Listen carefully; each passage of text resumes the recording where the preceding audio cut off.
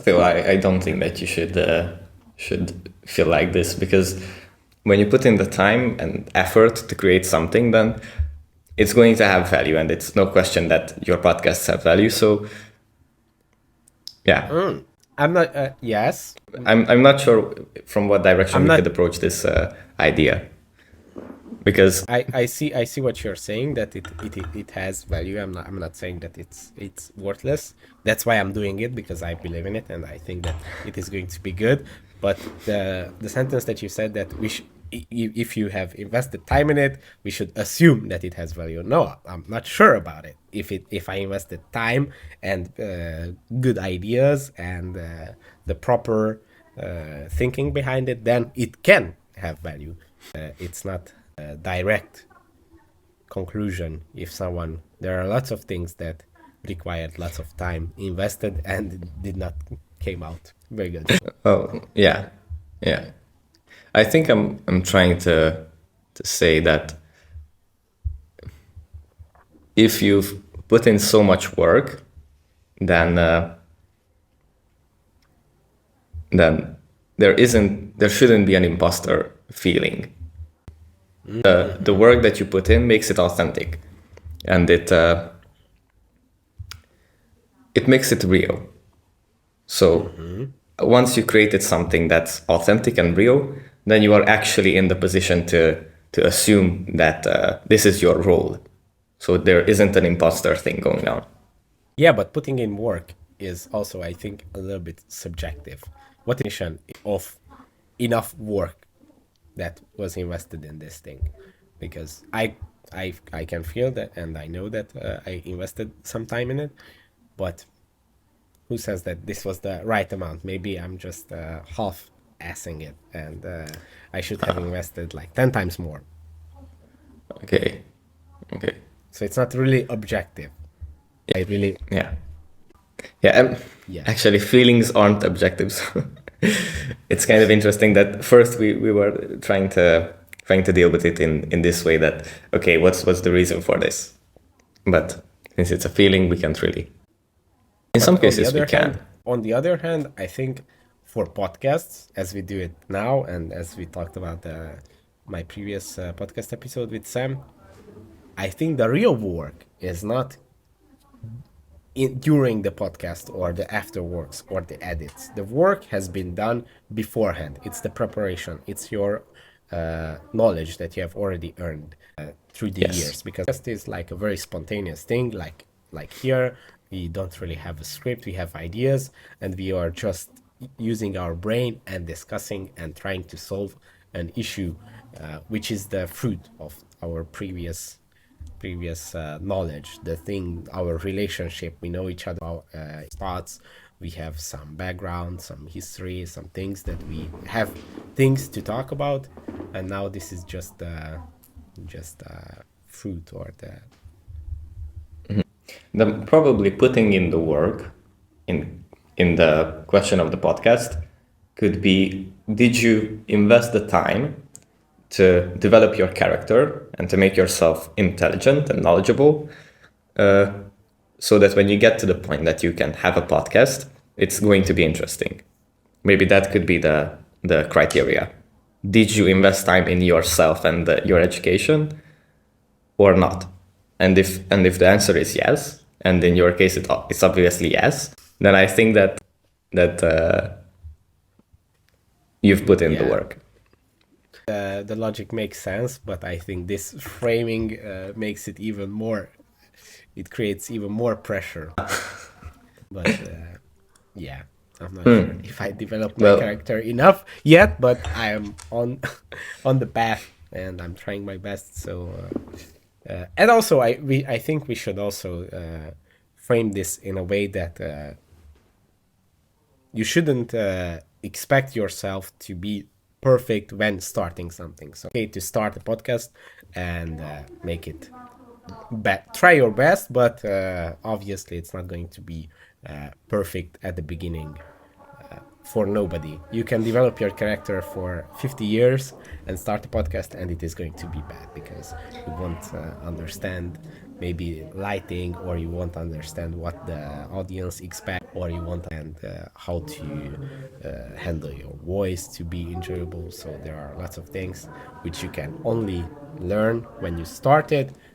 Do it two episodes, then you get feedback.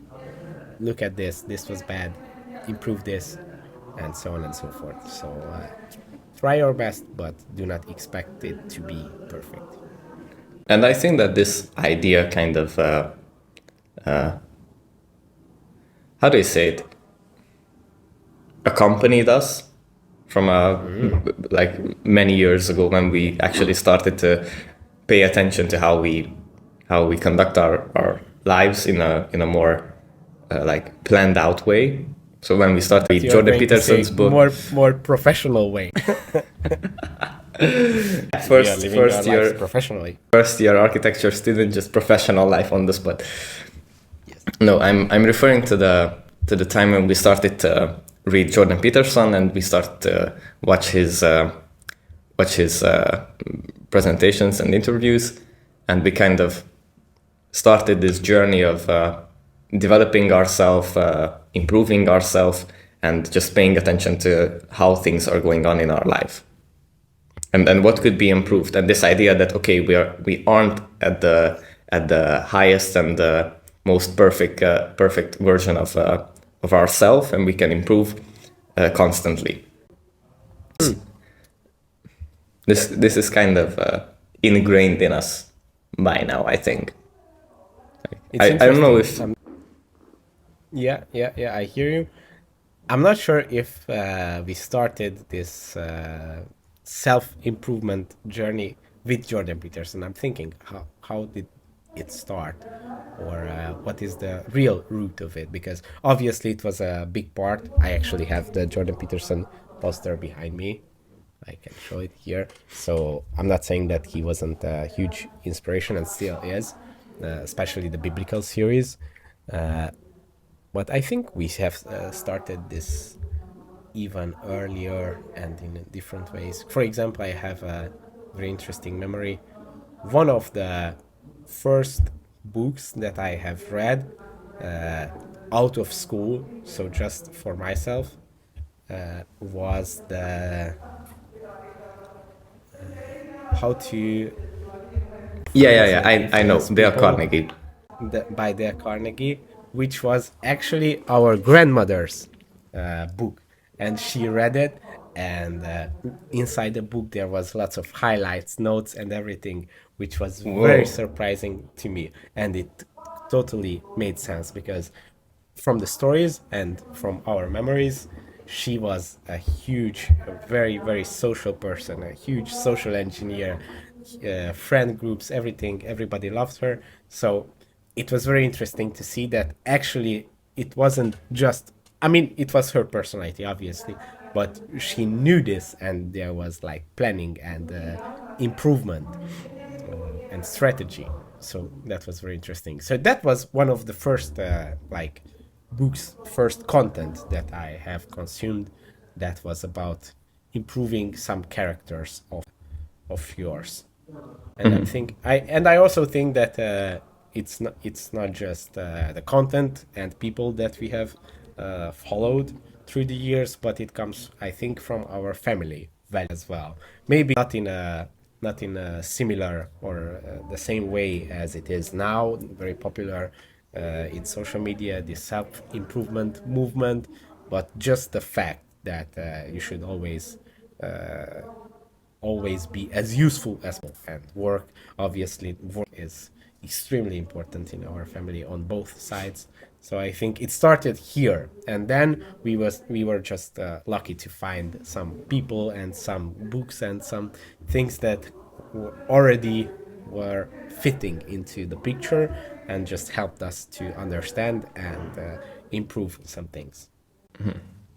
So probably there was like an unconscious predisposition towards this way of living, and then. But what is the what of living? I'm thinking, what are we talking about now? I find this Correct.